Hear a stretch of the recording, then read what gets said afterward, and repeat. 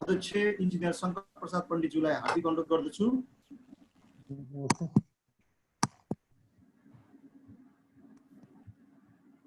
आजको हाम्रो यस talk प्रोग्रामका main स्पिकर्सहरू जसमा एन्टरप्रेनर्स पर्सपेक्टिभबाट मान्य विनोद चौधरी सरलाई पनि म यो जुम प्लेटफर्ममा स्वागत गर्न चाहन्छु।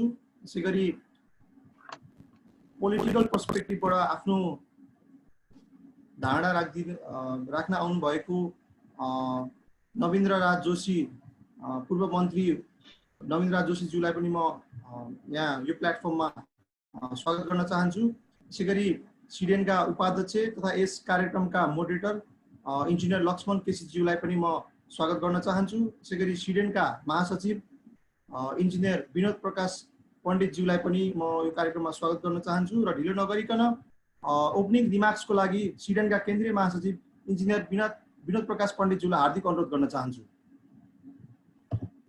धन्यवाद सञ्जय। सबभन्दा पहिला मेरो एकचोटि भिडियो चाहिँ खोल्दिएदेखि सजिलो हुन्थ्यो।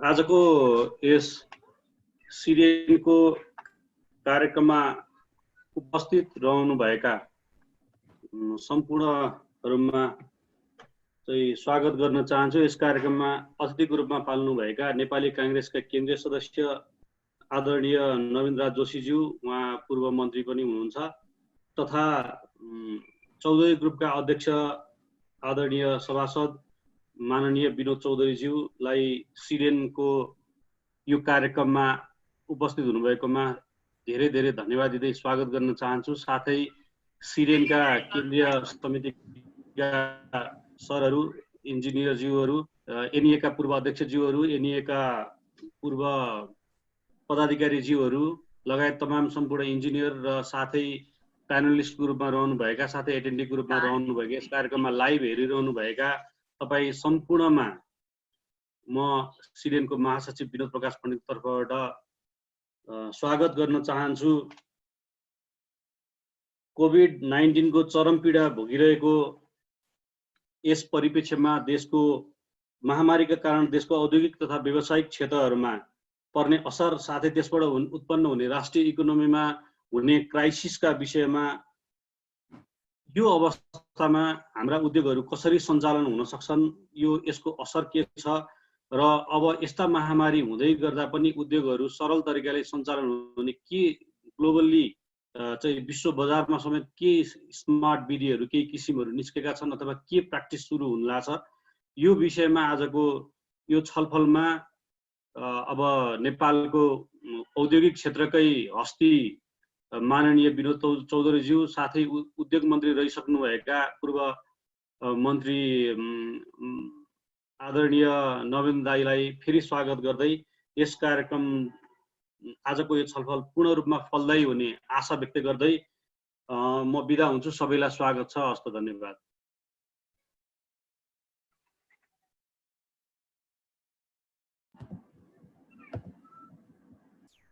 धन्यवाद सिडेन महासचिव इन्जिनियर विनोद प्रकाश पण्डितज्यू। अब यो प्रोग्रामलाई मोडरेट गरिदिनु हुन इन्जिनियर सिडेनका उपाध्यक्ष इन्जिनियर लक्ष्मण केसीज्यूलाई हार्दिक अनुरोध गर्दछु। धन्यवाद इन्जिनियर सञ्जय पाण्डे तथा सिडेनका केन्द्रीय कोषाध्यक्ष महोदय।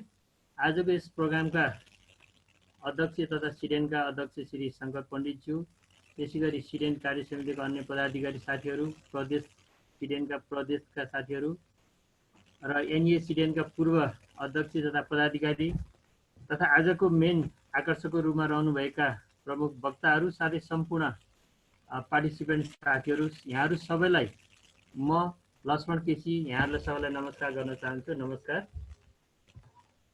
यहाँहरू सबैलाई थाहा छ आज हाम्रो यो सिडेनको तेस्रो टक सिरिज हो। हामीहरूले दुईवटा पहिले गऱ्यौँ, त्यसमा पनि हामीले राष्ट्रिय व्यक्तित्वहरूलाई निम्ताएका थियौँ र यो देशमा अहिलेको विषम परिस्थितिमा नेपाली काङ्ग्रेसले कस्तो नीति अगाडि बढाउनु पर्ने हुन्छ वा हाम्रो इन्जिनियरको भूमिका कस्तो हुन्छ र त्यसले समग्र राष्ट्रलाई नै केही योगदान गर्न सक्दछ आदि इत्यादि विषयमा हामीहरू फोकस भइरहेका छौँ। आजको यो टक सिरिजको टाइटल छ कोभिड-19 impact on Nepalese industries, global trends on smart manufacturing. यो टाइटलमा हामीसँग दुईजना वक्ताहरू हामीले निम्ताएका छौँ। एकजना आजको आकर्षकको रूपमा हुनुहुन्छ नेपाली काङ्ग्रेसको तर्फबाट सभासद तथा उद्योगपति विनोद चौधरीज्यू। उहाँले चाहिँ यो अहिलेको विषम परिस्थितिमा जबकि डेभलप कन्ट्रीहरूको जिडिपी -6%ले घटिरहेको स्थिति र हाम्रो जस्तो मुलुकको जिडिपी 1 देखि 2%मा खुम्चिरहेको अवस्थामा र त्यसमा पनि अहिले सबै इन्डस्ट्रीहरू धमाधम बन्द भइरहेको अवस्थामा कसरी राष्ट्रलाई बाई 2022 चाहिँ हामी एउटा लिस्ट डेभलप कन्ट्रीबाट ग्रेजुएट हुने आदि इत्यादि विभिन्न छन्। त्यसमा आफ्नो प्रस्तुति एउटा इन्टरप्रेनरको रूपबाट हामीहरूले उद्योगपति विनोद चौधरीलाई निम्ताएका छौँ। उहाँलाई म यो प्लेटफर्ममा स्वागत गर्न चाहन्छु। विनोद सर, स्वागत छ।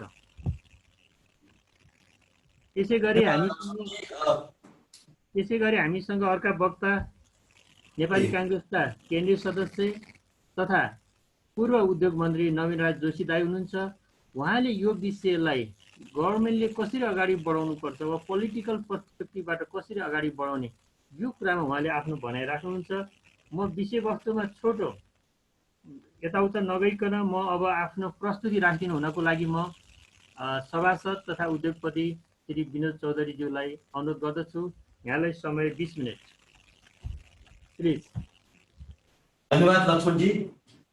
सेन्टर फर डेमोक्रेटिक इन्जिनियर्स नेपालका अध्यक्षज्यू, कार्यक्रम संयोजक एवं पदाधिकारी साथीहरू, मेरा आदरणीय मित्र एवं पूर्व उद्योग मन्त्री नवीन राज जोशीज्यू र यो जुमको माध्यमबाट अहिलेको यो कार्यक्रममा साक्षात्कार नेपाल र नेपालभन्दा बाहिर रहेका थुप्रै इन्जिनियर प्राविधिक साथीहरू, म सबैमा मेरो आफ्नो अभिवादन व्यक्त गर्न चाहन्छु। मलाई के लाग्छ भन्नु होला भने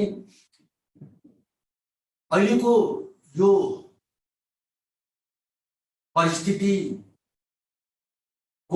बारेमा छलफल गर्दा खास गरिकन उद्योग वा उत्पादनको दृष्टिकोणबाट हामीले सबभन्दा पहिले मनन गर्नुपर्ने कुरो चाहिँ के हो भने अब को आउने भोलिको tomorrow's world is going to be a different world.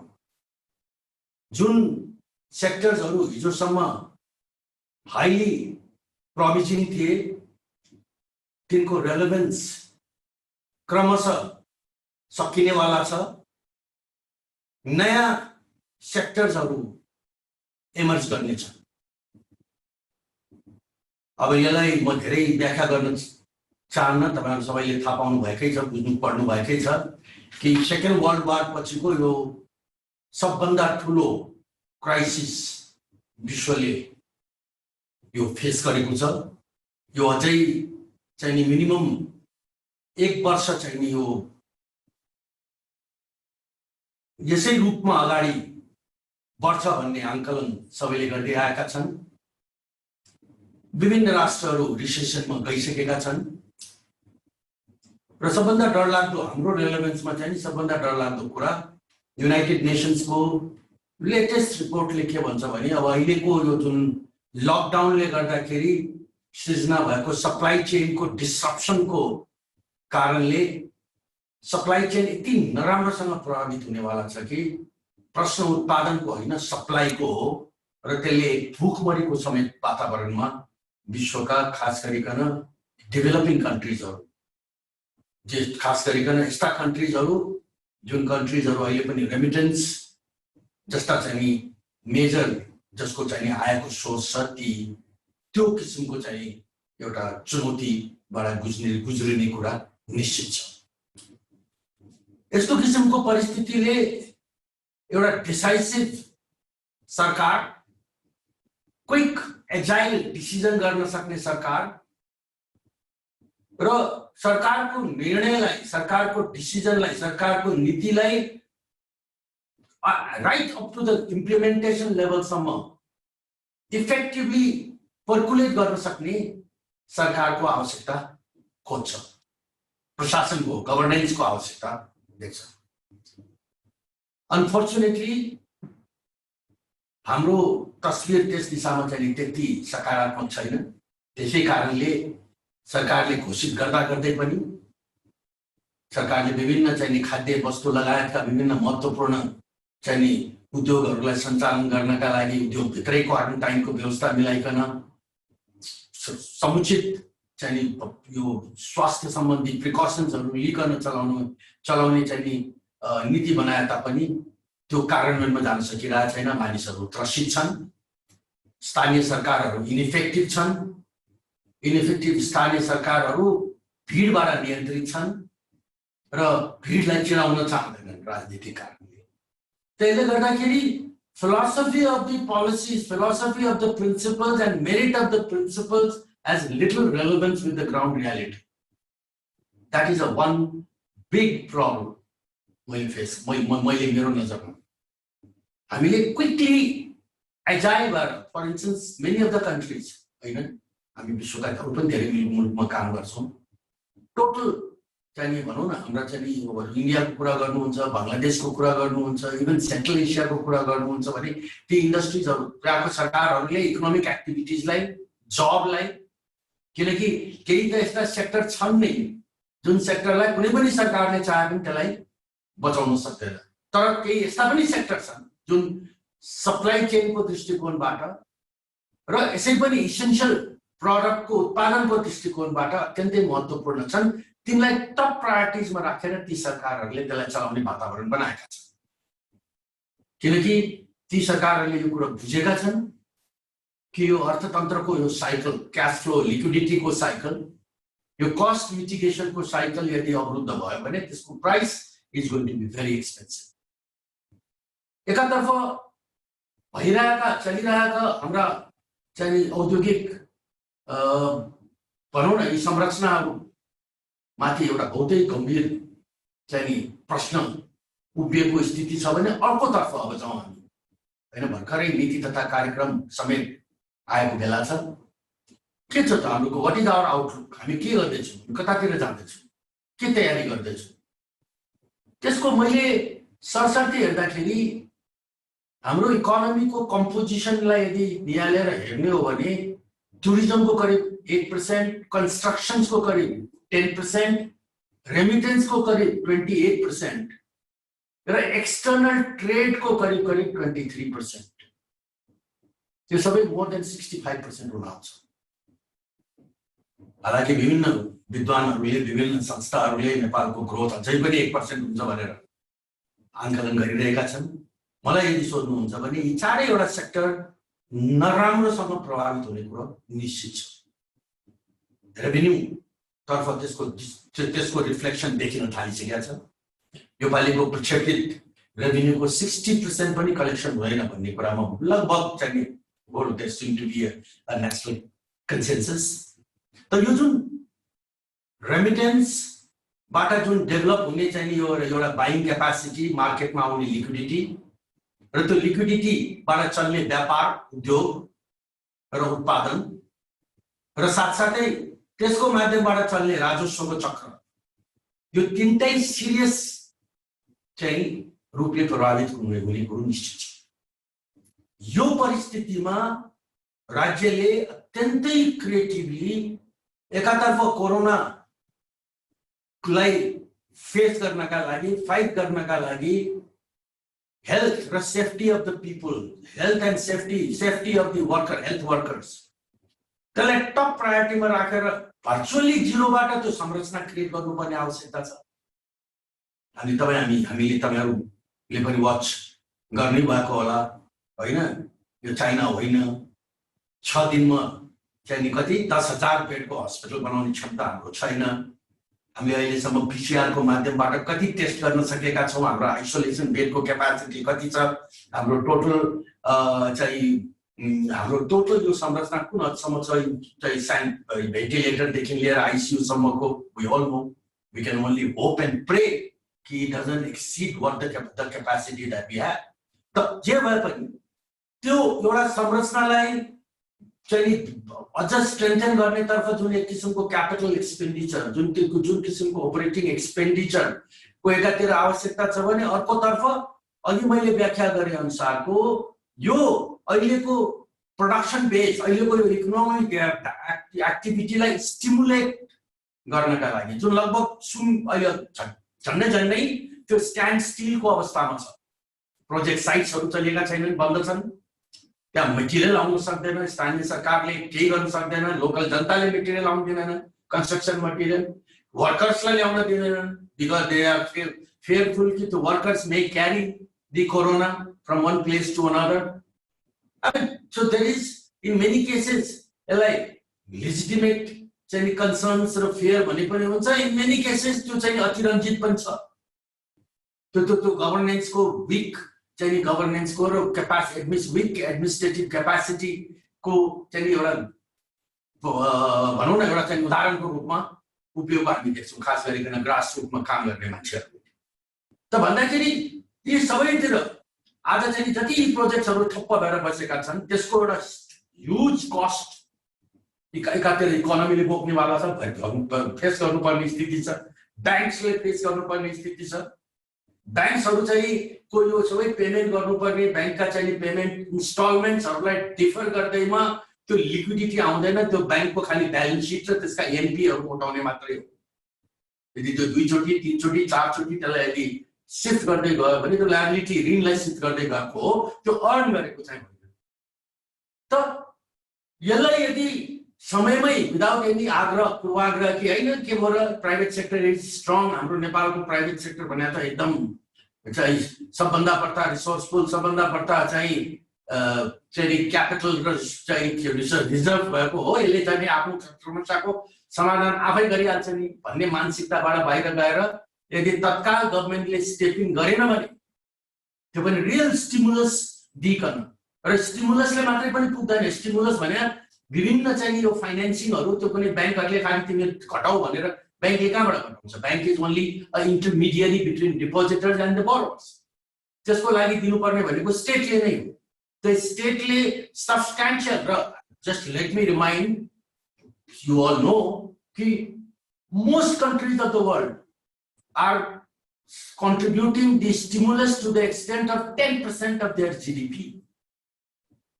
तो stimulus को लागि चाहिने रकम, चाहिने रिसोर्सेसहरु कहाँबाट ल्याउने त्यसको बारेमा पनि अहिले हामी अलिकति चाहिँ छलफल गरौँ। तर गर्नुपर्ने हो, त्यसलाई गर्नुपर्छ, नगरिकन त्यसको चाहिँ कुनै विकल्प छैन। त्यसलाई यदि गर्नलाई मैले अस्ति पार्लियामेन्टमै बोल्दाखेरि पनि मैले एउटा उदाहरण दिएको थिएँ कि यी प्रोडक्टिभ सेक्टर्सहरु भनेको नेपालका दुनो गाई हुन्, र यदि त्यो दुनो गाई बिरामी परेको बेलामा त्यसको उपचार गर्नलाई डरायौं भने त्यो गाई मर्छ, र त्यो गाई मर्यो भने खालि उद्योगपति मर्दैन, त्यसले धेरै कुरालाई लिएर जान्छ, र त्यसलाई यदि उपचार गर्यो भने त्यसको फेरि पनि हामी त्यसलाई धुन सक्छौं।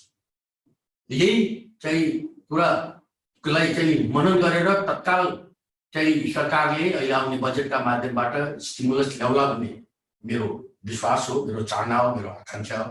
अर्कोतर्फ चाहिँ त्यो स्टिमुलस मात्रै दिएर पनि समस्याको टोटल प्रब्लम सल्भ हुनेवाला छैन, किनकि डिमान्ड क्रिएट गर्न सकेनौं र बायर्सको बाइङ क्यापासिटी हामीले कन्ट्रिब्युट गर्न सकेनौं। फर इन्स्टेन्स नेपालको जब मार्केटमा भएका अहिले एउटा धेरै ठूलो जमात जसका बारेमा 90 लाखदेखि लिएर 30 लाखसम्मको फिगर चाहिँ स्विङ गर्ने गर्छ। एक त हाम्रो स्ट्याटिस्टिक्सको बहुत ठूलो खडेरी छ।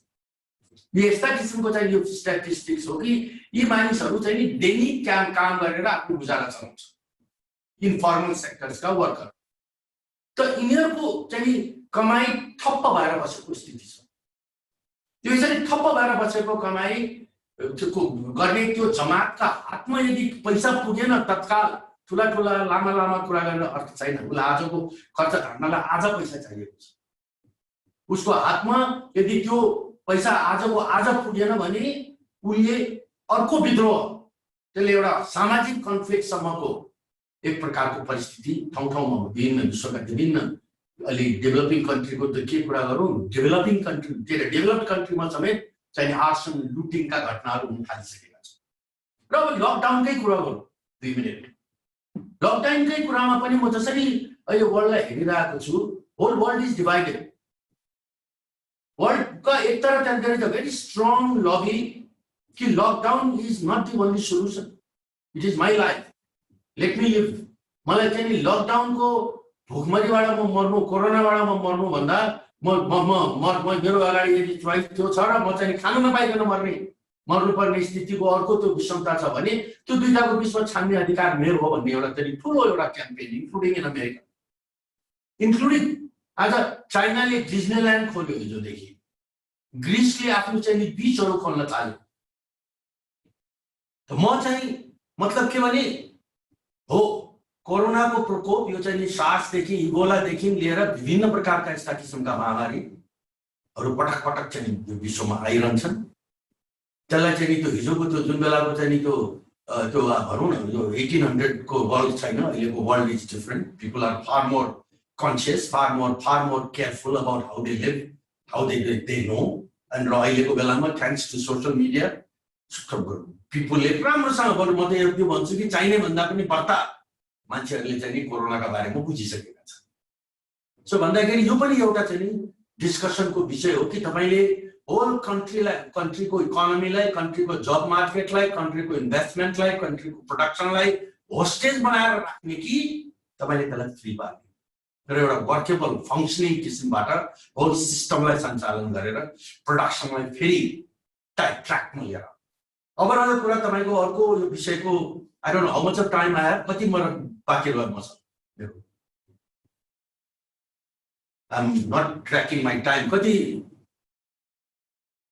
टाइम छ सर? टाइम छ हैन, तपाई टाइम दिन सक्नुहुन्छ हैन? म अनुशासनै बस्नु। कति लक्ष्मीजी कति 15 मिनेट अरु। अच्छा ओके, 15 मिनेट। अब र तपाईको मलाई जो आजको चाहिँ यो सेसनको अर्को महत्त्वपूर्ण चाहिँ सब्जेक्ट पाटो भनेको स्मार्ट म्यानुफ्याक्चरिङ, स्मार्ट बिजनेस है। I am a great advocator of smart trim organisation, smart technology.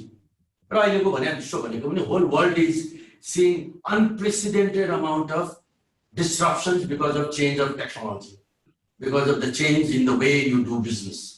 Demand र सप्लाईलाई कनेक्ट गर्नका लागि जुन प्रकारका नयाँ नयाँ प्रयोगहरू भइरहेका छन् त्यो कारणले विभिन्न ट्रेडिसनल चाहिँ प्रडक्ट्सहरू, सर्भिसेसहरू, इन्डस्ट्रिजहरू आउट अफ द वे तिनीहरू चाहिँ इरेलेभेन्ट भएर गइरहेका छन्। मैले धेरैचोटि एक्जाम्पल दिने गरेको छु, आज फेरि दिन्छु।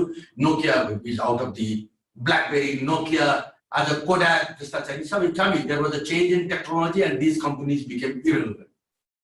अहिले पनि यही अहिलेको बेलामा the good news for a country like Nepal is कि अहिले अब यो more digital oriented, more technology oriented चाहिँ एउटा transformation of business is going to be the name of the game going forward. So भन्दाखेरि त्यसले चाहिँ त्यो टेक्नोलोजीको thankfully technology, use of technology र digital application doesn't know political boundaries. You can be sitting anywhere and you can still be providing, creating the services. So, but the creating the services and taking those services to the right, up to the grassroots level, delivery level, still requires organization. As a e-commerce ko kura gare pani त्यसले logistic को चाहिँ management खोज्छ।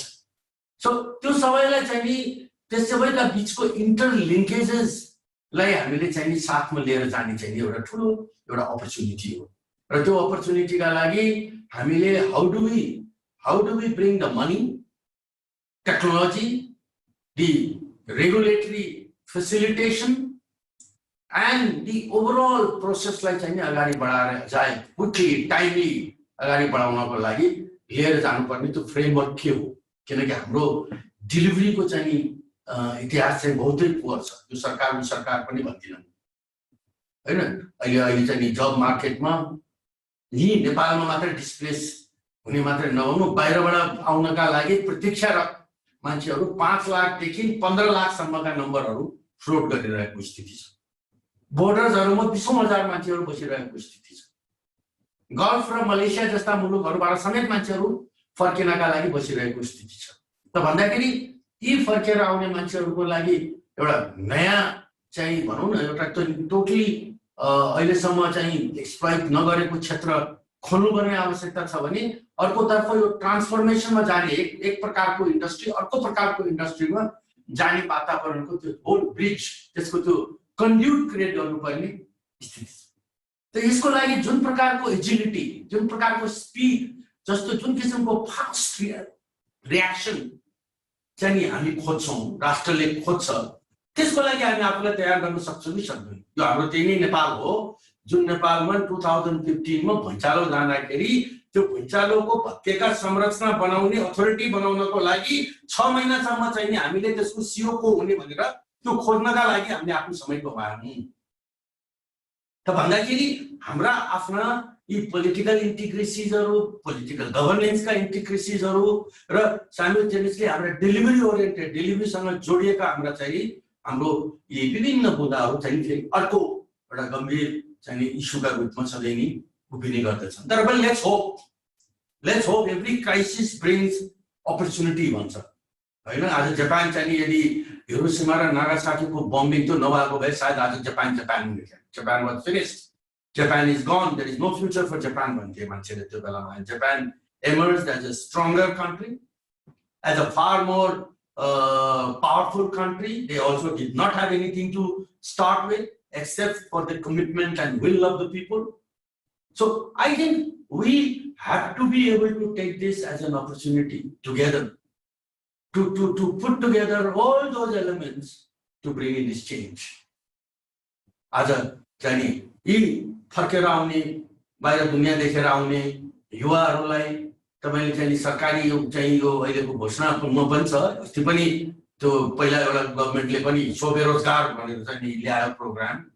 त्यो स्वबेरोजगार परियोजनाबाट अर्बौं रुपैयाँ बाँडिएको छ मलाई थाहा छ। तर त्यसको धरातलमा उभिएर खुलेका उद्योग चाहिँ मैले अहिलेसम्म देखिन सकेको छैन। And that also applies to number of other programs of similar nature where the distribution of the money of state's coffer, taxpayers' money has taken place, but there is any real job create भएको मैले चाहिँ देखेको छ। त्यसलाई चाहिँ यो real चाहिँ यो startup भन्नुहोस्, यो venture capital भन्नुहोस्, आज चाहिँ यस्ता किसिमका नयाँ सेक्टरमा क्यापिटल र एन्टरप्रेन्योरलाई, नयाँ वर्कर्सलाई, नयाँ टिमलाई पठाउने सर्टिफिकेटको आधारमा चाहिँ तपाईले चाहिँ पैसा दिने भनेर घोषणा गर्नुभएको छ। It's a welcome step. तर money is not the only factor. You need to do a proper hand holding. You need to provide them with support. That's what venture capital is all about. You need to give them management support. You have to give them support in fine-tuning their projects. Nobody knows better than you all. You all are trained. Engineers are trained to think in a professional and a systematic and an organized manner. And that's exactly what business is all about. Coming out with a new project means you got to think from end to end how the journey is going to be accomplished. So who's going to do it? Probably this is one area. This is one area where I truly believe that like the engineers of the world. I think the engineers, I was just doing some research in my own way about the glorious work done by the engineers all over the world to lessen the pains of the COVID in many different parts of the world. आज चाहिँ तपाईको स्नॉर्कलिङ का टुल्सहरुलाई चाहिँ नि mask बनाउने देखि लिएर 6 दिनमा हस्पिटल बनाउने देखि लिएर रोबोटबाट चाहिँ नि एकदम थाइल्यान्डमा चाहिँ यो चाहिँ नि पेशेन्ट्सहरुलाई अटेन्ड गर्ने वातावरण बनाउने देखि लिएर so many innovations the engineers have done in recent time. Probably engineers of this country can play a role of becoming a conduit between the government who wishes to provide the capital and the new entrepreneurs who are going to join the job market and they want to start a new enterprise. Maybe that you can mobilize the infrastructure of Nepal's banks and finance companies and development companies and micro enterprises. You have to trust them. They will do a much better job in terms of hand holding and training. That's going to be their national service. They don't have to charge money. They have to create, they have to work with the new people. Every bank and every financial institution, if they are given the responsibility of creating X thousand businesses with the use of the money that the government wants to give to such people who are unemployed, to find those areas, to work with those people, train them, make sure that they own the business, handhold them and give them the business, and make sure, help them to start the business and also keep handholding till it becomes workable. Okay, that's what venture capital does. I think today's banking, financial institutions need to emerge as venture capitalists, all of them, for different levels of the businesses. That's my view. Agriculture. Everybody is talking about agriculture. Agriculture is one area where Nepal can absorb all this excess manpower. I completely agree. But despite the many pronouncements of the government, we are going to double our production in 5 years' time, the production keeps going down. We are a net importer of, I mean, even basic, it's a shame that we are an agriculture focused economy, more than 60, I don't know now what is the real number, but I think a substantial part of our population is engaged in agriculture. But we are importing vegetables, we are importing fruits, and we are even importing flowers of billions of rupees. Why? Simple reason. Our cost of production is high. Our cost of production compared to products which is coming from India and China, in my guess, is approximately 30% more expensive. Because they do mass production and we do, our portions of the land is becoming smaller and smaller and smaller because of the family structure and divisions.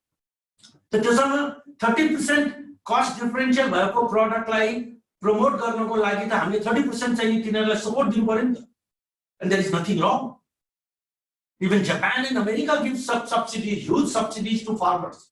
But that subsidy has to go to not political karyakartas, but the real pockets of the farmer and the new breed of farmer.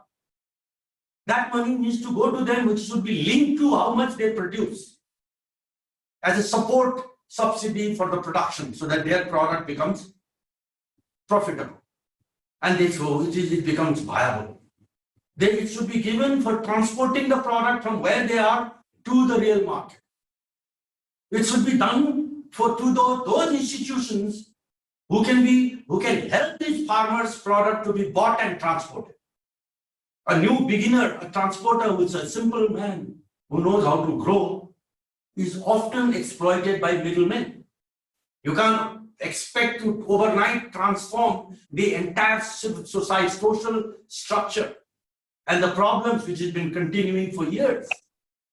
So my point is, we are really facing challenges which, if we emerge as a country with resolution, with strong will, can also use it as an opportunity. Thank you.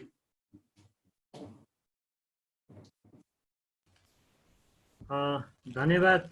आजका आकर्षकको रूपमा हुनुहुन्थ्यो सभासद तथा उद्योगपति Vinod Chaudhary sir.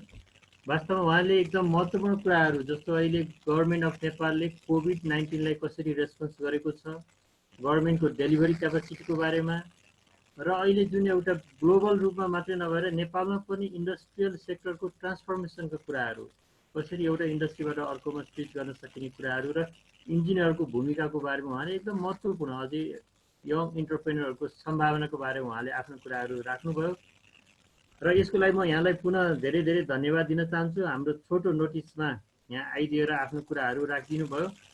आजको दोस्रो वक्ताको रूपमा हामीसँग नवीन राज जोशी दाई हुनुहुन्थ्यो, तर उहाँको इन्टरनेट समस्याको कारणले गर्दाखेरि उहाँले कोसिस त गरिरहनु भएको छ, तर उहाँ चाहिँ हामीसँग कनेक्ट हुन सक्नु भएको छैन। सञ्जय भाइ, केही कोसिस भएको छ? कोसिस त यहाँ प्यानलिस्टमा एटेन्डिजमा उहाँलाई मैले देखिरहेको छैन।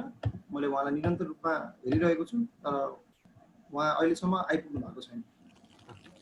ठिक छ, मलाई लाग्छ अब उहाँले आफ्नो कुराहरू यो पेन्डेमिकको सिचुएसनमा नेपाली काङ्ग्रेसले गभर्नमेन्टलाई कसरी सहयोग गर्न सक्छ र गभर्नमेन्टले के कस्ता पोलिसीहरू चाहिँ अगाडि बढाउनुपर्छ भनेर आफ्नो भनाइहरू आजको प्रोग्राममा पहिले पनि राखिसक्नु भएको थियो र वास्तवमा हामीहरूले अहिले चाहिँ हामीहरूले उहाँबाट अपेक्षा के गरेका थियौँ भने यस्तो सिचुएसनमा पार्टिकुलरली कोभिड-19 पछि गभर्नमेन्टको प्लान पोलिसीहरू कसरी इन्डस्ट्रियल सेक्टरमा वा यो जिडिपी जुन चाहिँ नेपालको पनि अहिले 1% को हाराहारीमा चाहिँ खुम्चिन गइरहेको भनेर विभिन्न प्रक्षेपणहरू भइरहेको थियो, त्यस्तोमा इन्डस्ट्रियल सेक्टरलाई कसरी सस्टेन गर्ने आदि इत्यादि कुराहरूमा र पोलिटिकल स्ट्यान्डिङ के हुन सक्छ त्यो विषयमा हामीले कुरा गर्न चाहेका थियौँ।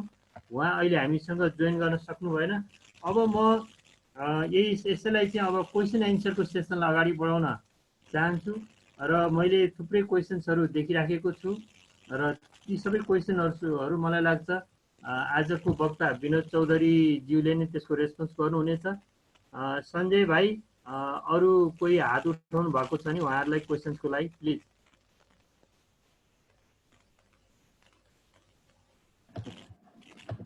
हामीसँग इन्जिनियर रोबर्ट खनाल हुनुहुन्छ, उहाँले आफ्नो प्रश्न राख्नको लागि मलाई प्यानलिस्टमा ल्याउन गइरहेको छु। इन्जिनियर रोबर्ट खनालज्यू सुन्नु भएको छ?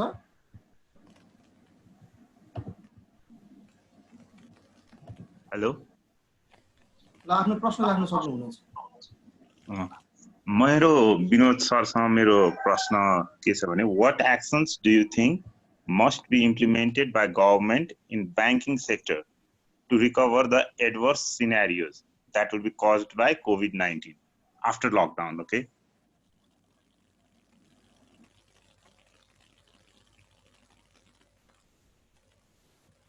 सबै क्वेसनहरु सुनेर म एकैचोटी जवाब दिउँ कि भन्नु त्यो बेटर होला, हुँदैन लक्ष्मणजी? मेरो विचारमा then I can answer because मलाई पनि अहिले 15 मिनेटमा निस्किनु छ यहाँबाट। हुन्छ, प्लिज यसको एन्सर दिँदै गर्नु होला। यसको दिउँ? दिउँ। हस्। अब हेर्नुस्, यो के छ भने बैंकिङ सेक्टरलाई जीवित राख्नका लागि सबभन्दा पहिला त यो ब्याङ्क्स प्रतिको दृष्टिकोणमा अलिकति चेन्ज आउनु जरुरी छ। कता कता चाहिँ हामी कहाँ यहाँ लिएर चाहिँ banks make lot of money, undue money, therefore they can afford it भन्ने किसिमको जुन मानसिकता छ, I think one has to also critically examine. They have to know that a strong bank is always in the interest of the country. र त्यसलाई चाहिँ त्यो स्टेटमेन्टलाई चाहिँ अझ स्ट्रेचै गर्ने हो भने पनि कतिसम्म, 1 महिना 2 महिना, how long? So the only way the bank has survived is to ensure that bank get adequate liquidity from the state, from the central bank, to the extent of subsidies they need to give by way of interest to their customers. त्यो पनि त्यो generalize गर्ने आवश्यकता छैन। Afford गर्न सक्नेलाई, राम्रो चलिरहेकोलाई दिनु, नदीहरू पनि चल्छ होला। र कसैलाई चाहिँ एकदमै कम्प्लिटली बन्द भएर बस्ने स्थितिलाई 1 पैसा पनि दिनु छैन भने उसलाई जिरो कस्ट पनि दिनुपर्ने होला। यो पनि चाहिँ एउटा it's a professional exercise and the banks know what is the situation of their client, okay, and what is important. र अर्को simultaneously बैंकलाई जीवित राख्नको लागि बैंकका क्लाइन्ट्सलाई जीवित राख्नु पर्यो। If banks borrowers die, no way the banks is going to survive. So त्यो borrowerलाई चाहिँ जीवित राख्नको लागि बिजनेस इन्भाइरोन्मेन्टलाई जीवित राख्नु पर्यो। त्यसको लागि त्यो अघि नै मैले चाहिँ त्यो सेक्टोरियल प्रेसरको आधारमा चाहिँ स्टेटले स्टिमुलस सक्दैनौँ। हामीसँग क्यापिटल कहाँबाट आउने, पैसा कहाँबाट आउने, त्यसको जो हामीले गर्नु सक्नुपर्छ, खर्च घटाउनुपर्छ, अन्यतातिरका खर्च नभएर बसेका थुप्रेका पैसाहरू सार्न सक्नुपर्छ। अब 8-9 अरब रुपियाँ त तपाईको चाहिँ यो 1% चाहिँ सोशल सिक्युरिटी फन्डमा डिपोजिट गर्न थालेको इन्डस्ट्रीले करिब चाहिँ 10 वर्षै होला। त्यो एज इट इज राखिरहेको छ। यस्तै समयको लागि हो त्यो पैसा। खर्च पुनरावलोकन आयोग बन्यो, यही सरकारले बनायो 2075 मा। उसले आफैले एउटा प्रेस्क्रिप्सन दिएको छ कि 4 खरब रुपियाँको खर्च हामी घटाउन सक्छौं।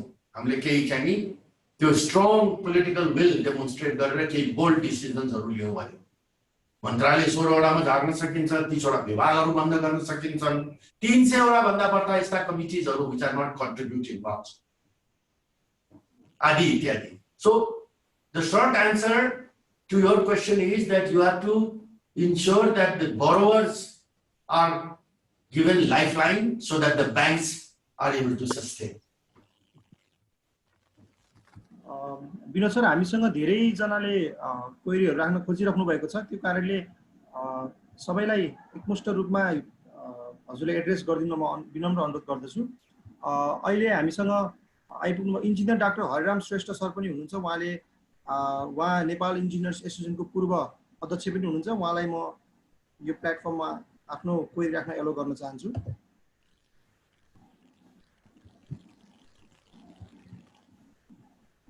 धन्यवाद। हजुर हजुर सुनियो? Please processed. हजुर सुनिन्छ। धन्यवाद सञ्जय पाण्डेजी।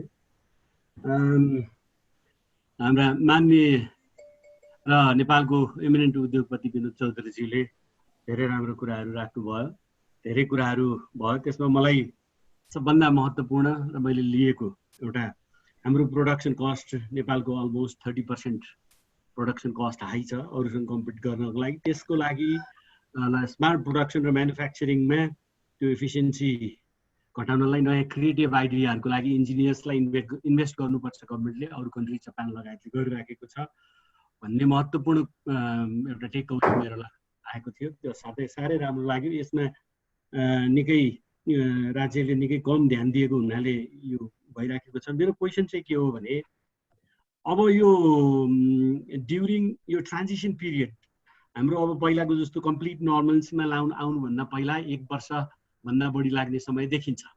अब अहिलेको यो हेर्दाखेरि यो ग्लोबल रूपमा गइराखेको पेन्डेमिकको कारणले अब यो बिचमा प्रोडक्सन कस्टमा जुन इम्प्लिकेसन आउने छ, जस्तो अब यसले यो ट्रान्जिसन पिरियडमा धेरै कुराहरू विचार गरेर क्वारेन्टाइन, फुल क्वारेन्टाइनदेखि लिएर हेल्थ सेफ्टी सबै कुराहरू विचार गरेर प्रोडक्सन र म्यानुफ्याक्चरिङमा जाँदाखेरि यसको इम्प्लिकेसन प्रोडक्सनमा कति % हुनसक्छ र साथै अघि भन्नुभएको थियो supply chain will be the biggest issue now, र त्यो सप्लाई चेनको हिन्डरेन्सको कारणले पनि त्यहाँ कस्ट इम्प्लिकेसन हुनसक्छ होला। अब यसमा कन्ज्युमरको इन्डमा कति पर्सेन्टेजले इम्प्याक्ट पार्न सक्छ र त्यो घटाउनको लागि त्यसलाई कम गर्नको लागि गभर्मेन्टले कस्तो इकोनोमिक स्टिमुलस प्याकेज इन्डस्ट्री र म्यानुफ्याक्चरिङमा ल्याउनुपर्छ होला, त्यो जान्न चाहन्छु। धन्यवाद।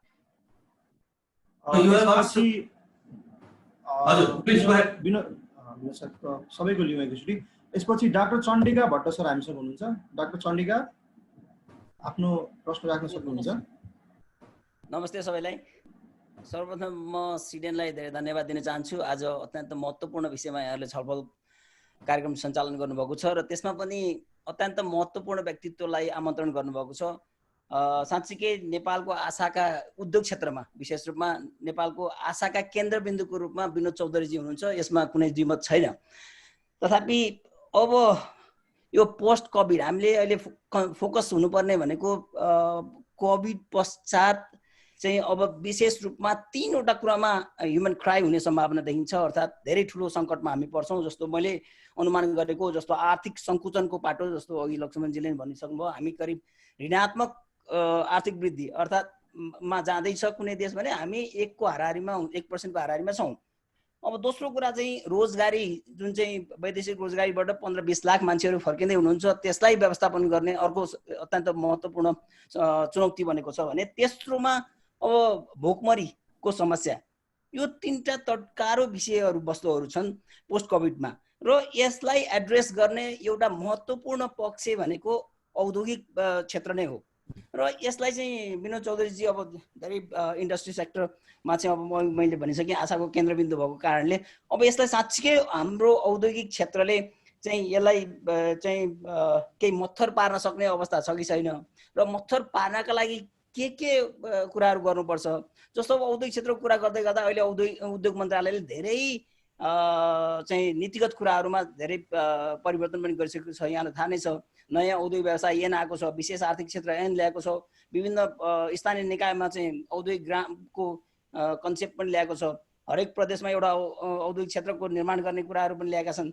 अब योलाई इम्प्लिमेन्ट गर्दै गर्दा अब साँच्चीकै हामीले औद्योगिक क्षेत्रले चाहिँ एउटा फड्को मार्न सक्ने अवस्था रहन्छ कि रहँदैन। र आजको टपिकमा चाहिँ जस्तो स्मार्ट म्यानुफ्याक्चरिङको कुराहरू पनि छन्, त्यसले गर्दा जस्तो अहिलेको हाम्रो परिप्रेक्ष्यमा आइसिटी जुन हाम्रो आइसिटीको पूर्वाधार छ, हामी अब स्मार्ट म्यानुफ्याक्चरिङमा के जान सक्छौँ त?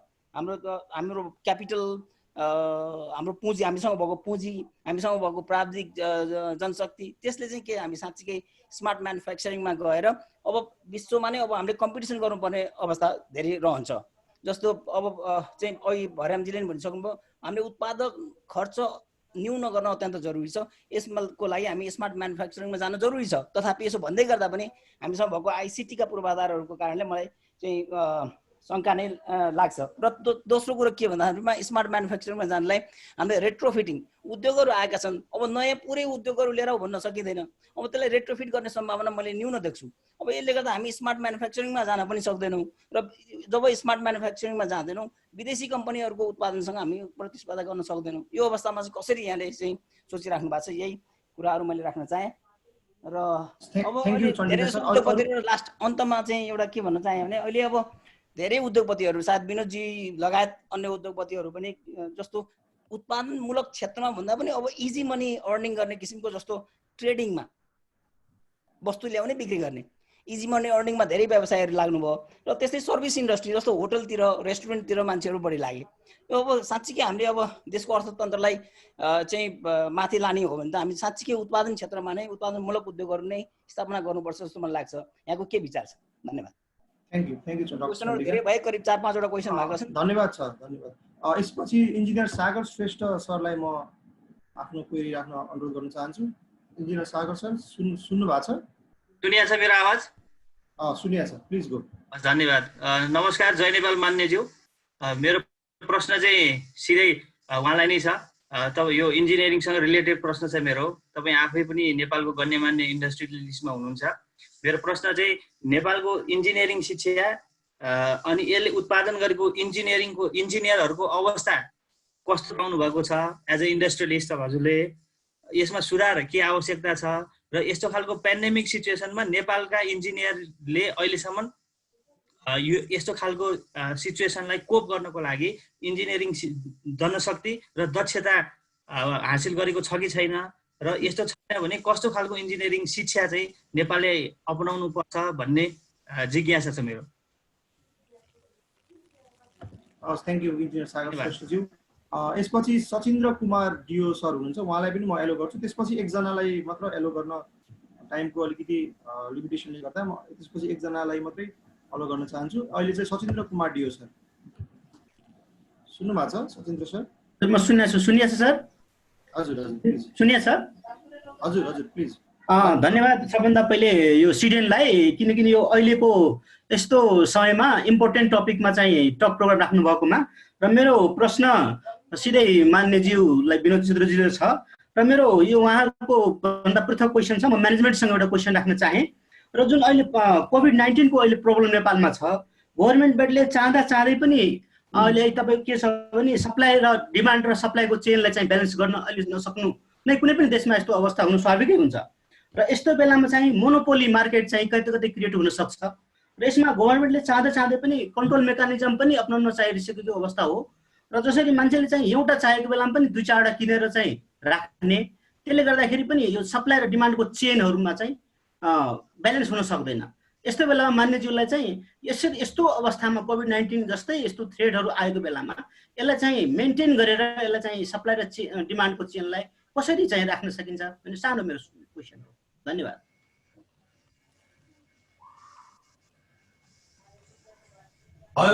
म्युट सर सञ्जय भाइ। विनोद सर, त्यो मैले यो च्याट बक्समा 3-4 वटा क्वेसनहरू देखेको छु, यहाँलाई समराइज गरौँ है छोटोमा। एकजनालाई अलग गरिसकेँ मैले। गरिसके हो? हुन्छ म भन्छु।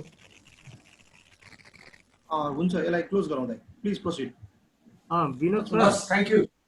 विनोद सर, मैले यो च्याट बक्समा केही प्रशस्तै क्वेसनहरू देखेको थिएँ, त्यसलाई मैले जस्ट 2-3 वटा समराइज गरेँ। र विशेष गरेर धेरै साथीहरूले के सोध्नु भएको छ भने कोभिड-19 पछि चाहिँ बिजनेसको अवस्था कस्तो हुन्छ र त्यो पछि कस्तो बिजनेसहरू चाहिँ साँच्चै फ्लस्टर हुनसक्छ, एउटा त्यो क्वेसन सोध्नु भएको छ। दोस्रो चाहिँ यो कोभिड-19ले एसएमई यो स्मल एन्ड मिडियम इन्टरप्राइजहरूलाई कस्तो असर गर्छ र अहिले गभर्मेन्टको प्याकेजमा नीति तथा कार्यक्रममा यो कसरी समेटिएको छ, दोस्रो छ। त्यस्तै गरेर यो इन्फ्लेसनको कसैले पनि जिडिपीको कुराहरू सबैले गरिराखेको छ, इकोनोमिक कुराहरू गरिराखेको छ। अब इन्फ्लेसन कसरी बढ्न सक्छ त्यसको प्रिडिक्सन नभएको भएर यहाँको भनाइ के छ भन्ने छ। अर्को चाहिँ यो हस्पिटालिटी र टुरिज्ममा बिजनेसमा कस्तो सम्भावना छ भनेर राखेको छ। र अर्को एउटा चाहिँ लास्टमा अब नेपालले साँच्चै स्मार्ट म्यानुफ्याक्चरिङमा जानको लागि चाहिँ दिनुपर्ने स्टेपहरू बताइदिनको लागि अनुरोध गरेको छ। यति भन्दै म आफ्नो कुरा पनि यहीँ राखेँ। धन्यवाद Vinod sir, please go ahead. हस्, म चाहिँ धेरै महत्त्वपूर्ण, धेरै घरथिला र एउटै प्रश्न जवाब दिनलाई मसँग भएको समय खर्चिनु पर्ने त्यति महत्त्वपूर्ण प्रश्नहरूका श्रृङ्खला नै राखिदिनु भएको छ। त्यसको लागि पनि म धन्यवाद दिन चाहन्छु। प्रयास गर्छु कि in short I will try to answer to the point. अब एउटा चाहिँ सबभन्दा महत्त्वपूर्ण चाहिँ पहिला भनौँ न, रामजीको प्रश्न के रह्यो भने यो कन्ज्युमर र यो इन्डस्ट्री सप्लाई चेन चाहिँ यो डिस्ट्रप्ट हुँदाखेरि चाहिँ नि त्यसबाट सृजना हुने चाहिँ नि त्यसको जुन increase enhancement in the cost, त्यो एफिसियन्सीजहरू एन्ड गर्छ। र मेटेरियल टाइममा आउँदैन, प्रोडक्सन डिस्ट्रप्सन भइरहन्छ, मार्केटमा त्यो माल टाइममा जाँदैन। As a consequence the cost goes up significantly. र हामीसँग चाहिँ नि यसै पनि विदिन द कन्ट्री त्यस्ता किसिम मार्केटमा इन्टरभेन्सन गर्ने टुल्सहरू चाहिँ बहुतै लिमिटेड छ। यो खालि सर्टन चाहिँ डिपार्टमेन्टको एडमिनिस्ट्रेटिभ बजार निगरानी भनेर त्यसबाट के पनि हुँदैन। त्यो खालि त्यो अर्को एउटा चाहिँ करप्सनको भण्डार मात्र हो। त्यसको लागि real way in a market economy, in a open liberal economy, मार्केटका प्राइस स्टेबिलिटीको लागि चाहिने भनेको मार्केट इन्टरभेन्सनै हो। इन्टरभेन्सनको लागि अल्टरनेट च्यानल अफ सप्लाई चाहिन्छ। त अहिलेको बेलामा यी सम्पूर्ण कुराहरू चाहिँ अहिले यो डिस्ट्रप्ट भइरहेको र हुने बेलामा यसको एउटै मात्र उपाय भनेको एकातिर स्टिमुलस, अर्कोतिर बाइङ क्यापासिटी चाहिँ बायर डिमान्ड क्रिएट गर्नको लागि दिनुपर्ने बाध्य हो चाहिँ सपोर्ट। जबसम्म यो वातावरण चाहिँ मोर लिभेबल हुँदैन, कम्प्लिटली यसको चाहिँ ट्रिटमेन्ट चाहिँ हामीले सोचे जस्तो होला र यो out of mind out of sight होला भन्ने त सोच्दै नसोचौँ। We'll have to live with this हैन। तैपनि I think we'll get use to it र system should hopefully fall in place. तबसम्मको लागि त्यो बाहेक अरू कुनै उपाय छैन। मैले अघि पनि सुरुमा पनि भने you have to give stimulus to the industry. There will be a higher cost, कसैको पनि बसमा छैन। This is story all over the world, सबैले गर्दैछन्, राम्रो डेभलप कन्ट्रीमा समेत गर्दैछन्। र कन्ज्युमरलाई पनि तपाईँले त्यो सपोर्ट नगरिकन हुँदैन। कन्ज्युमरलाई सपोर्ट गर्नका लागि तपाईँले you have to find innovative ways of doing it. Second प्रश्न आयो यहाँनिर कि यो आर्थिक जो चाहिँ इकोनोमिक रिसेसन सङ्कुचन भइरहेको बेलामा यी विभिन्न प्रकारका चाहिँ जुन यो विभिन्न विगतमा चाहिँ घोषणा गरेका विभिन्न औद्योगिक क्षेत्रहरू सबै ठाउँमा चाहिँ स्थापना गर्ने, स्थानीय क्षेत्रमा स्थापना गर्ने, जब यो स्पेशल इकोनोमिक जोन्सहरू बनाउने आदि इत्यादि थुप्रै कुराहरू पटक चाहिँ प्रोग्रामहरूमा आएका छन्। र प्रोग्रामहरूमा मात्र आएका हैनन्, त्यो प्रोग्रामलाई समेटेर विभिन्न किसिमका ऐनहरू पनि, विभिन्न किसिमका ऐन नियमहरू पनि इनेक्ट गरिएको छ। त एकातर्फ त्यो गरिएको छ भने अर्कोतर्फको ग्राउन्ड रियालिटी पनि के हो भने खुलेको स्पेशल इकोनोमिक जोनमा कोही इन्डस्ट्री जान तयार छैन। धैर्यवाद त्यसको लिभिङ इक्जाम्पल हो। अर्कोतर्फ तपाईँको चाहिँ गार्मेन्ट प्रोसेसिङ जोनको स्पेसलाइज चाहिँ एउटा एक्सपोर्ट जोनका रूपमा वीरगञ्जमा खुल्यो, त एउटाको पनि एप्लिकेसन परेन। त यो दुईटाको बिचको खाडलको कारण के हो? यो दुईटाको बिचको खाडलको कारण भनेको सिम्पल चाहिँ त्यो एफिसिएन्ट चाहिँ त्यो ओभरअल त्यो सिस्टम इकोसिस्टमलाई म्यानेज गर्ने, किनकि all industries have to compete with someone. कसै न कसैसँग अहिलेको त्यो लग्जरी छैन। The markets are not protected for anybody. आज यहाँ खुल्ने इन्डस्ट्रीले चाइना र इन्डियाको प्रडक्ट्सहरूसँग निर्वाध रूपमा चाहिँ कम्पिट गर्नु परेको हुन्छ। सो भन्दाखेरि त्यो कम्पिट गर्न सक्ने हाम्रो चाहिँ erosion in the competitiveness is the biggest problem of none of this sort of initiatives being effective. तो त्यसको तरिका के हो भन्दाखेरि यसलाई कम्पिटिटिभ बनाउनु पर्यो, कस्ट अफ डुइङ बिजनेसलाई चिपर बनाउनु पर्यो, हाम्रो इन्ट्रेस्ट कस्टलाई मिटिगेट गर्नु पर्यो, लेबर कस्टलाई मिटिगेट गर्नु पर्यो, इलेक्ट्रिसिटी कस्टलाई मिटिगेट गरेर हामीले जोसँग कम्पिट गर्नुपर्ने हो। उदाहरणको लागि भारत होला, टिबेट होला, अब यदि स्मुथ चाहिँ ट्रान्जिसनको वातावरण बन्यो भने बङ्गलादेशै होला। त्यो किसिमको चाहिँ बहुतै अक्रस द बोर्ड चाहिँ हामी चाहिँ एक्सपोर्ट प्रमोट गर्नको लागि ल 5% 4% टोटल एक्सपोर्टको दिन्छु। That's not how it should be done. म with due respect to my friends who have use this as a tool, कुनैमा चाहिँ 0% नदिए पनि एक्सपोर्ट हुने आइटम एक्सपोर्ट भइ नै हाल्छ। आज 4 चोटि consecutively exportable product माथि सब्सिडी गभर्नमेन्टले दिने अनाउन्स गर्यो इयर आफ्टर इयर। यो सरकार मात्र होइन, यो भन्दा पहिलेको सरकारले पनि, तर एक्सपोर्ट एब्सोल्युट टर्ममा घट्यो। त भनाइको मतलब चाहिँ के भने it has not been able to make new products competitive in the international market. आज त्यही गार्मेन्ट इन्डस्ट्री बङ्गलादेशमा चाहिँ one of the largest part of its GDP भएर बसेको छ। नेपालमा पनि गार्मेन्ट इन्डस्ट्री लगभग त्यही बेलामा सुरु भएको। हामी कहाँ garment industry as virtually been wiped out.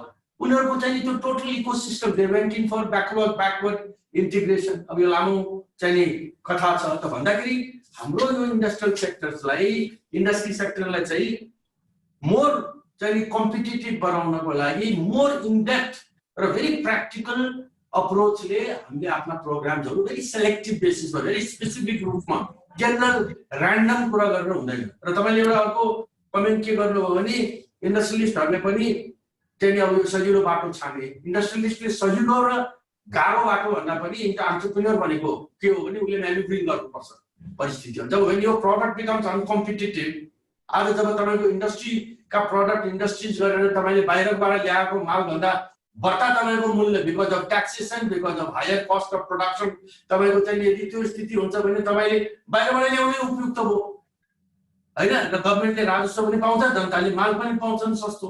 अब मेरो मोल चाहिँ state has to make a choice के it is a very and many countries have that. The state has to make a choice, very hard choice. If I have a small industrial base and that industrial base cannot compete with the big factories of the world, which is China and India, then do I forget industrialization? Except for some very, very limited ones, which is 150% based on our local raw material like the cement, probably like the biscuits and the noodles and the wheat and some very basic agro-based industries are back. बाकी industries का बारे में हमने परिकल्पना छोड़ेगा, we will import. I mean, import based है, but then you cannot talk about then employment. How are you going to create employment? So you have to make as a country, you have to make a very difficult choice. Third point चाहिँ यहाँनिर सागरजीले चाहिँ गर्नुभएको engineer है, I am proud of मैले कुनै तपाईहरुको community मै बोलेर भएको हुनाले भने होइन है, मेरो आफ्नै अनुभव अनुसार I have played many engineers from different specializations who are associated with our group, and we find them no less than anybody from anywhere else in the world. Okay, their quality of training, knowledge, initiative. I think whether they are in the field of design, architecture, in the field of mechanical, civil, electrical. I mean, electronics. We have a lot of engineers in our system, and we have food technologists. We have a lot of engineers in our system, and we are very proud of them. In fact, many of them are also serving in our enterprises outside Nepal. Even in Europe, our Serbian plant has Nepalese engineers. Our Kazakhstan plant has Nepalese engineers. Our plants in India have Nepalese engineers. So that is not a problem. I think the problem, however, I feel is, we have not been, as a country, not been able to really integrate the engineers in this larger vision of transformation of a country. All these questions that we are discussing here, I feel that engineers can play a very important role. Because my interpretation about an engineer is, it is a type of an education which makes a person, which helps a person to think in a very systematic and a very disciplined and organized manner. That's what engineering is all about. Engineering doesn't talk about abstract terms. It doesn't talk about general stories. It talks about very specifics. It tries to bring an issue to a conclusion. Okay? And that's what our country needs. Our problems get evaporated. The solutions to our problem get evaporated because we talk in generalities. So I think there has to be a much bigger integration. I also feel that probably we have to also look at the opportunities in the job market in the private sector for engineering.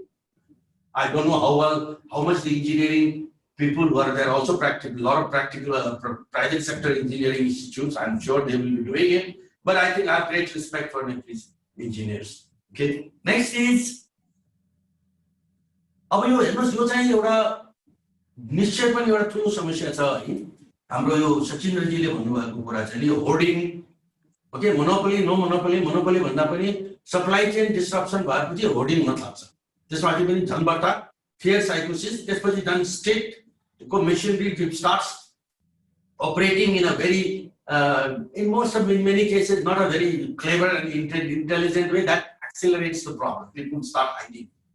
Okay, so this is so यसको पनि simple solution भनेको, you have to allow the market forces to. You have to allow.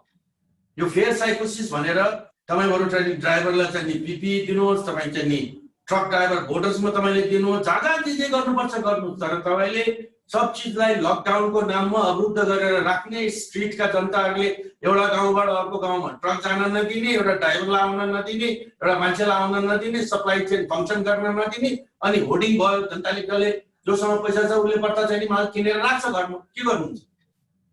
Supply गर्न सक्ने क्षमता त चाहिँ इरोड हुँदै गइरहेछ, प्रोडक्सनहरु पनि चाहिँ बेस चाहिँ कम हुँदै गइरहेछ। त भन्दाखेरि त्यसको एकमात्र उपाय भनेको के भने, you have to discipline the supply chain. And through this program, I do not know who else apart from the engineers community are listening, but please convey this. Please, I want them to know that this is going to be a very serious issue, and this is going to invite, if we do not handle this properly and promptly, this can invite serious social conflict. That's my worry. Now, last March, yo business ko avastha, SME ko नीति है म कसरी चाहिँ यसलाई भनेको मेरोमा के भने, अब हेर्नुस् थ्योरेटिकली प्रोग्राममा एउटा लङ टर्म हामीसँग समय भएको छ भने यी सबै कुरामा का बारेमा हामी लामो कुरा गर्न सक्छौं हैन। नीतिका घोषणा पत्रहरुमा यी सबै कुराहरु समेटिएका देखिन्छ, तर त्यसको रियल भायबल डिपेन्डेबल वर्क प्लान हामीसँग छ कि छैन।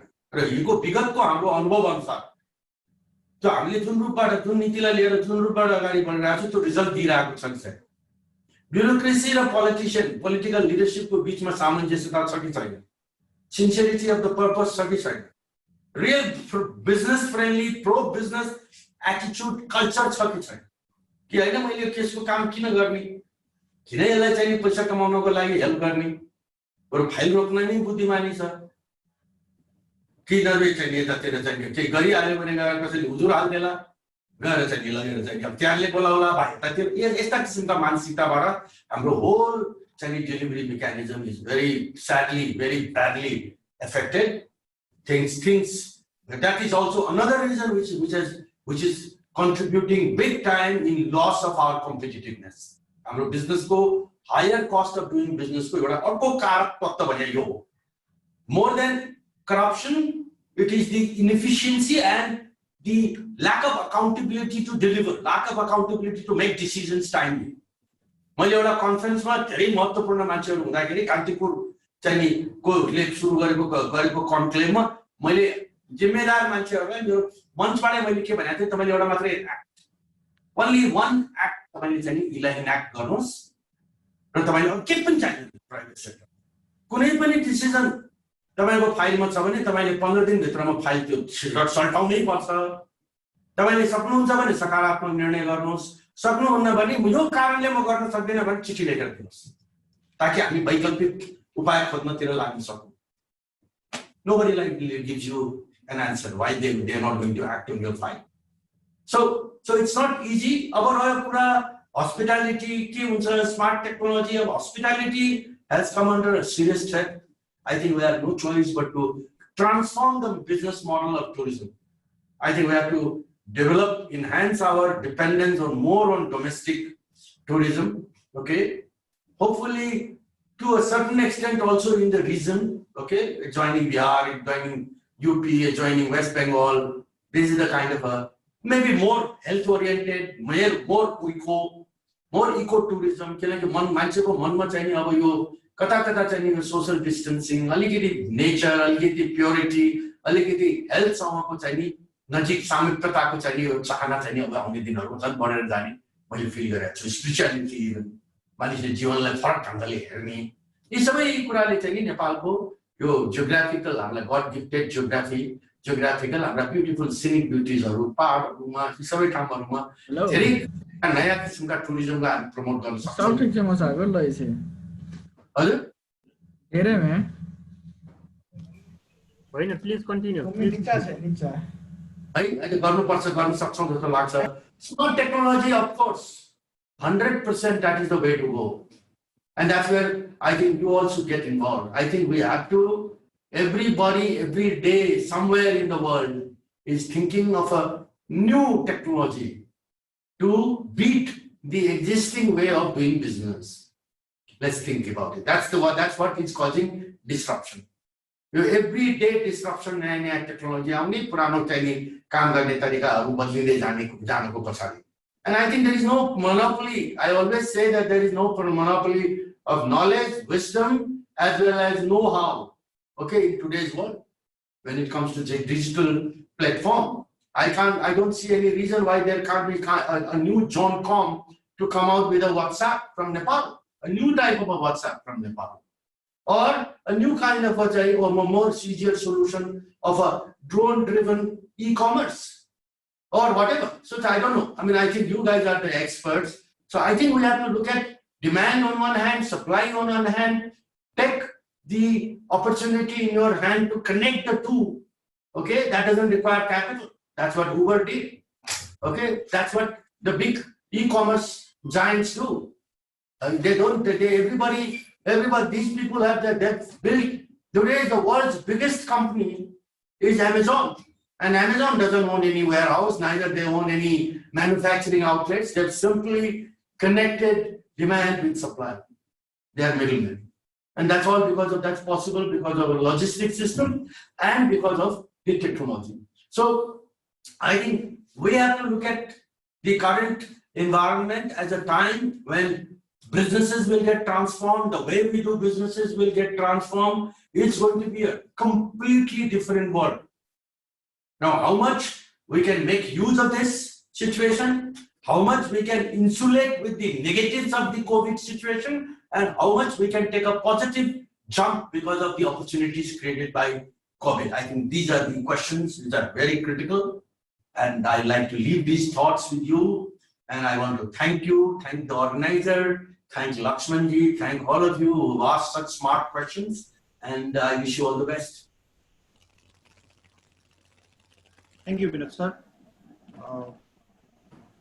हाम्रो यहाँ एटेन्डिजहरूले अझै पनि क्वेसनहरू लिन सकिन्छ कि भनेर सोधिराख्नु भएको छ। क्षमा गर्नु होला है, I'll be very happy to come back in your program with more time, no problem. I love interacting, I will do that. But आज चाहिँ मैले किन I have to commit what I have committed, I must honor. Thank you, Vinod sir. यसैसँगै यो question and answer session यही नै समाप्त भएको छु र अब छुटाउनै नहुने एउटा चाहिँ हामीलाई आजको यो वेबिनार गर्नको लागि टेक्निकल सपोर्ट दिनुभएको छ नेपाल रिसर्च एन्ड एजुकेसन नेटवर्कले। उहाँहरूले देशभरिका कलेजहरूलाई हाम्रो जस्तो अर्गनाइजेसनहरूलाई जुम लाइसेन्स दिएर हामीलाई हेल्प गरिराख्नु भएको छ। उहाँलाई म विशेष धन्यवाद दिन चाहन्छु एनआरएन टिमलाई। र अब हामी कार्यक्रमको अन्त्यतिर आइसकेका छौँ। यो कार्यक्रममा उपस्थित हुनुभएका सम्पूर्ण महानुभावहरूलाई धन्यवाद तथा यस कार्यक्रममा क्लोजिङ रिमार्क दिनको लागि म सिडिएनका केन्द्रीय अध्यक्ष इन्जिनियर शङ्कर प्रसाद पण्डितज्यूलाई हार्दिक अनुरोध गर्दै म सिडिएन कोषाध्यक्ष र यस कार्यक्रमको संयोजक सञ्जय पाण्डे बिदा हुन चाहन्छु। धन्यवाद। धन्यवाद छ सञ्जय भाइ। सर्वप्रथम त म लगायत हाम्रो केन्द्रीय समिति सिडिएनको र सम्पूर्ण डेमोक्रेटिक इन्जिनियर साथीहरू आभारी छौँ माननीय विनोद चौधरीज्यू प्रति र आदरणीय दाजु नवीन जोशीज्यू प्रति, जसले आजको यस कार्यक्रममा र अहिलेको यस असहज परिस्थितिमा नेपालको औद्योगिक क्षेत्र, यससँग सम्बन्धित समस्याहरू हामी कसरी अगाडि बढ्नुपर्छ र वस्तुस्थिति के छ भनेर हामीले ब्रिफ गर्न पायौँ, सुन्न पायौँ सबै साथीहरूले। र म क्षमा प्रार्थी छु नवीन्द्र दाइसँग हामीले यो नेटको कारणले गर्दा उहाँको धारणा हामीले कन्टिन्यू गर्न सकेनौँ र हामीले प्रयास अन्तिमसम्म पनि गरिराखेका थियौँ। अनलक्कीली हामीले सकेनौँ र म सबै सहभागी साथीहरू, स्विडेनका प्रदेश कमिटीका साथीहरू, यसमा क्वेसन एन्सरमा सक्रिय रूपमा सहभागी हुने सम्पूर्ण साथीहरू र यस कार्यक्रम आयोजना गर्न प्रत्यक्ष अप्रत्यक्ष रूपमा संलग्न रहनुभएका सम्पूर्ण साथीहरूलाई धन्यवाद दिँदै माननीय विनोद चौधरीज्यू र आदरणीय दाजु नवीन्द्र राज जोशीज्यूलाई पुनः धन्यवाद दिँदै आजको यो हाम्रो अनलाइन प्रोग्राम यही अन्त्य भएको निवेदन गर्न चाहन्छु। धन्यवाद, नमस्ते।